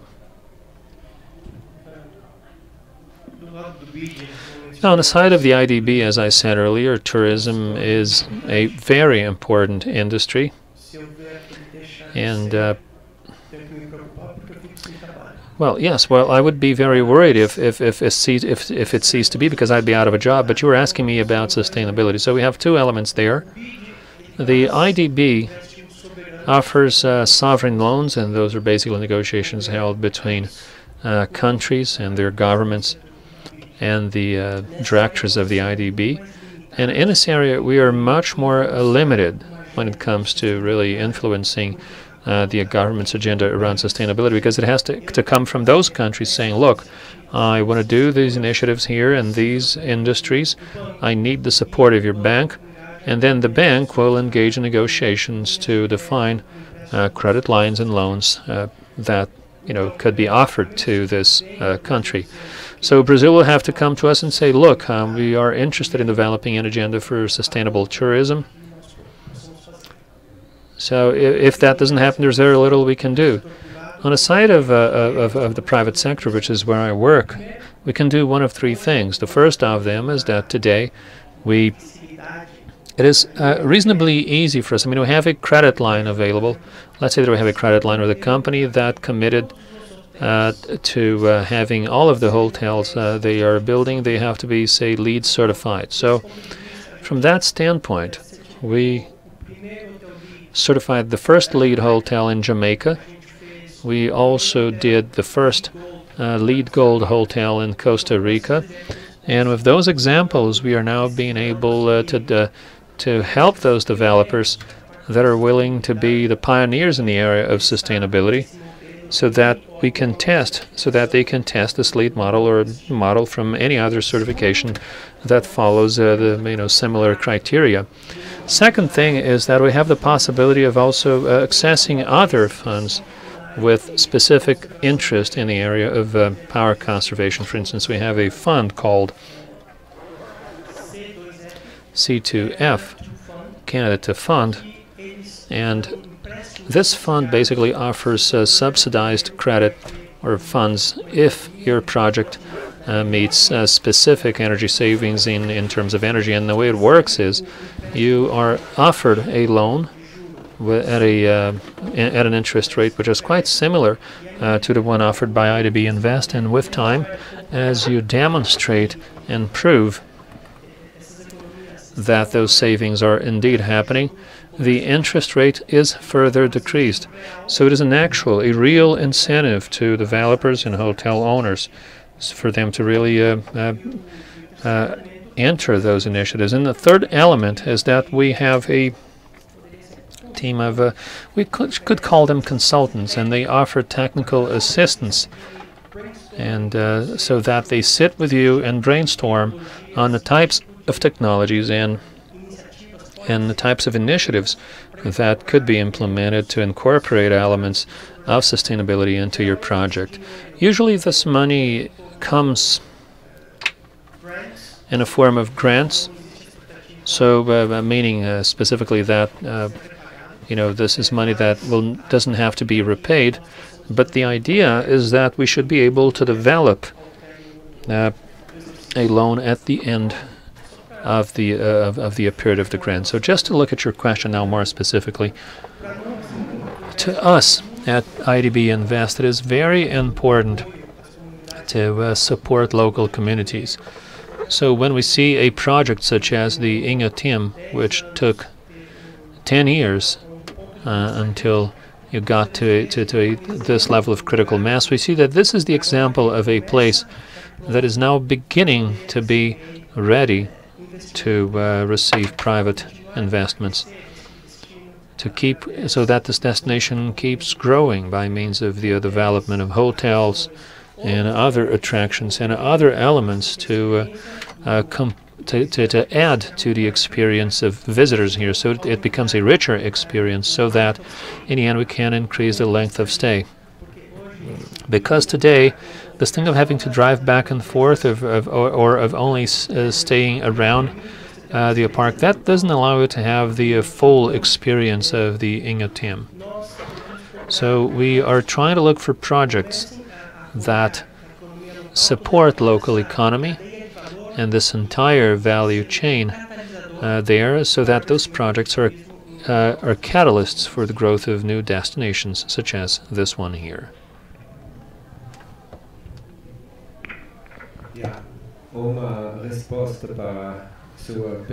Well, just to try and answer your question here.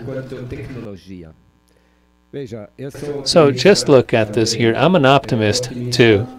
Yeah, I'm an optimist and a person who's also a realist at the same time. And I live off of practice.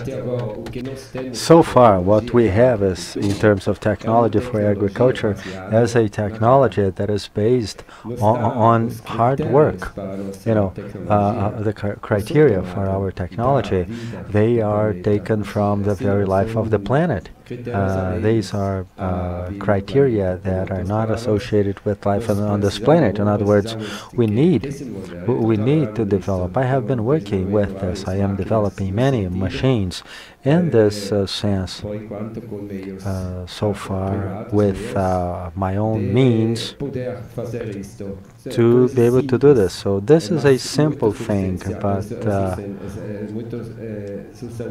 but very substantial. For example, reforestation, to plant trees.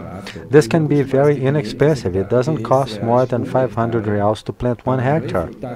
To replant without any other intervention. If we used what we have in terms of technology, but not machines.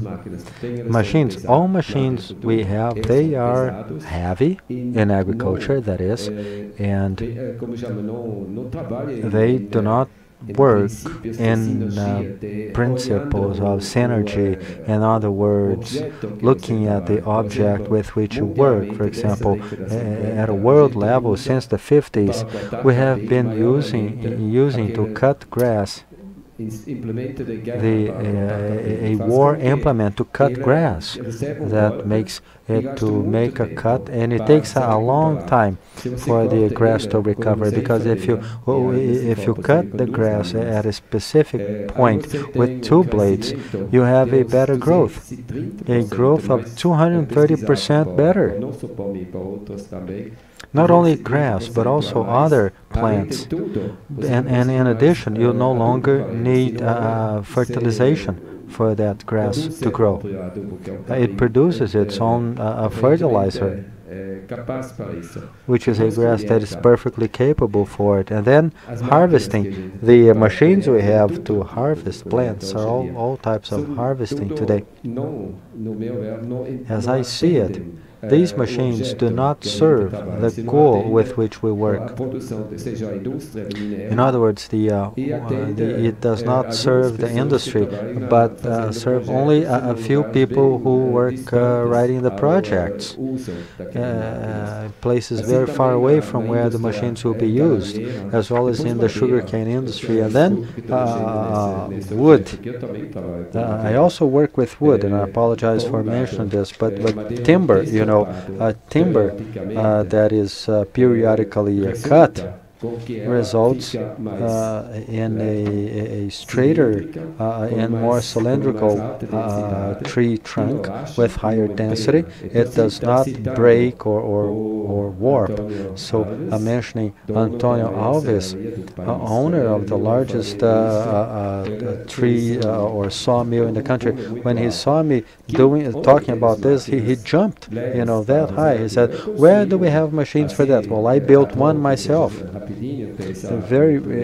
then you think of an implement that is not very expensive to do it, and you can cut an entire hectare very quickly. Well, it weighs about 200 kilograms, and we still have another one that already grind the material. So for those 1,000 and some trees, about 1.5 meters, 1.50 meters, we have a tree, 1,000 trees per hectare. For all of that, it takes me 1 hour to do that work with one little machine. Yes, but in my case, I do this with pleasure. However, later I ask people to pay for the patent, the open patent, and so far I haven't found nobody in this country who wants to do this. Everyone wants the machine, but they don't want to pay for open patent. So I am very optimistic while technology, in terms of using technology, this in all industries as well as to plant. With 2-3 hours, we can turn a degraded pasture land. You turn that into a plantation of passion fruit that would no bank would pay you that much. And then at 4 years, that area is a forest, a stratified forest. But we don't use it. We are not using.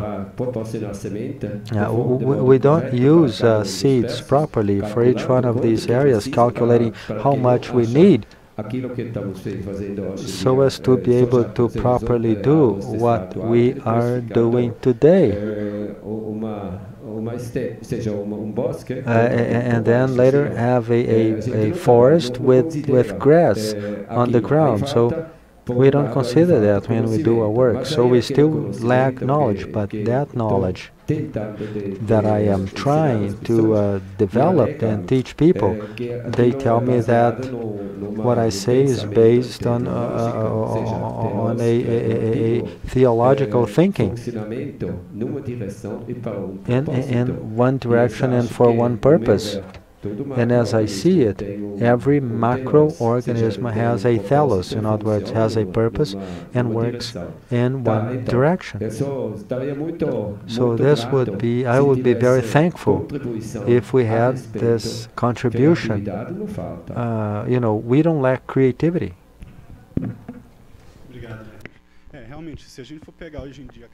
Well, if we take the data processing capacity that we have today in our pockets, it was more or less the same data processing capacity that sent man to the moon for the first time, just to show you the power we have in our hands today to make some kind of a change, of transformation.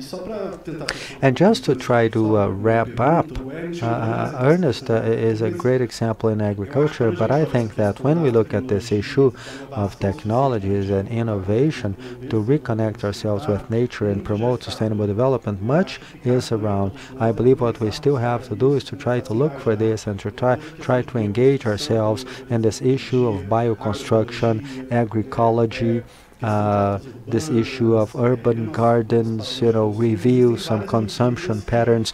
There are many things we can do that show it is possible to rethink how we are living and reconnect with nature and promote these systems. And it's all up to us. We have processing power, we have creativity, we have examples of how things can be done. All we have to do is to go and implement this in our lives. We have time for one more question, I think. And before that, after that, we close. Actually, no, we're over. It's over. Well, it's been a very great discussion. We could stay until late talking about this, but unfortunately, our time is over. I'd like to thank you all very much. Thank you, Aline, Ernest, and Rogério, as an example of how we can promote some change in this world that really needs it. So thank you all very much, and thank you all who stayed here listening to us. And if you have any question, if anyone to talk to us, I believe we'll all be around here for some time now, taking some coffee, enjoy some coffee outside, so feel free. Thank you very much.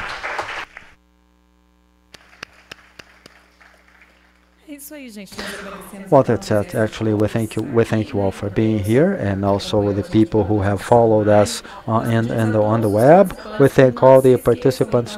Don't forget to bring your name tags to go tomorrow, because it will be used throughout the entire meeting.